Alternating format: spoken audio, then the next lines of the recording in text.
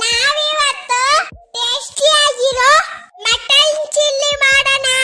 ಅದಕ್ಕೆ ಒಂದು ಕುಕ್ಕರಿಗೆ chilli powder, turmeric powder, pepper powder, salt ಹಾಕಿ ಮಿಕ್ಸ್ ಮಾಡಿ ಸ್ವಲ್ಪ ನೀರು ಹಾಕಿ ಬೇಯಕ್ಕೆ ಇಡೋಣ.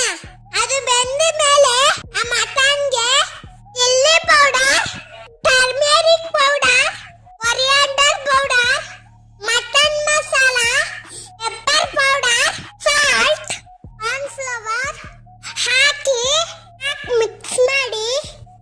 ಮಿಕ್ಸ್ ಆದ್ಮೇಲೆ ಒಂದು ಎಗ್, ಒಂದು ಸ್ಪೂನ್ ವಿನೆಗರ್ ಹಾಕಿ ಮತ್ತೆ ಚೆನ್ನಾಗಿ ಮಿಕ್ಸ್ ಮಾಡಿ. ಚೆನ್ನಾಗಿ ಮಿಕ್ಸ್ ಮಾಡಿದ್ಮೇಲೆ ಅದನ್ನ ತೆಗೆದು ಪಕ್ಕ ಇಟ್ಟಿಡಿ. ಮಸಾಲೆ ಎಲ್ಲ ಚೆನ್ನಾಗಿ ಇಟ್ಕೊಳ್ಳಿ. ಅರ್ಧ ಗಂಟೆ ಆದ್ಮೇಲೆ ಒಂದು ಕಡಾಯಿಗೆ ಆಯಿಲ್ ಹಾಕಿ ಅದು ಚೆನ್ನಾಗಿ ಬಿಸಿ ಆದ್ಮೇಲೆ ಮಟನ್ ಪೀಸ್ ಹಾಕಿ ರೋಸ್ಟ್ ಮಾಡಿ ತೆಗೀರಿ.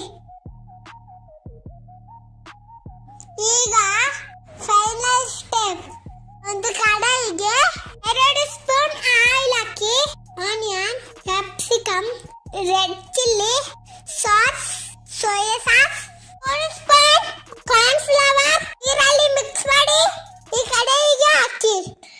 ಫ್ಲೇಮ್ ನಿಧಾನ ಮಾಡಿ ಫ್ರೈ ಮಾಡಿರೋ ಮಟನ್ ಪೀಸ್ನ ಈ ಕಡಾಯಿಗೆ ಹಾಕಿ ಮಿಕ್ಸ್ ಮಾಡಿದ್ರೆ ರುಚಿ ರುಚಿಯಾದ ಗರಿ ಗರಿಯಾದ ಮಟನ್ ಚಿಲ್ಲಿ ರೆಡಿ.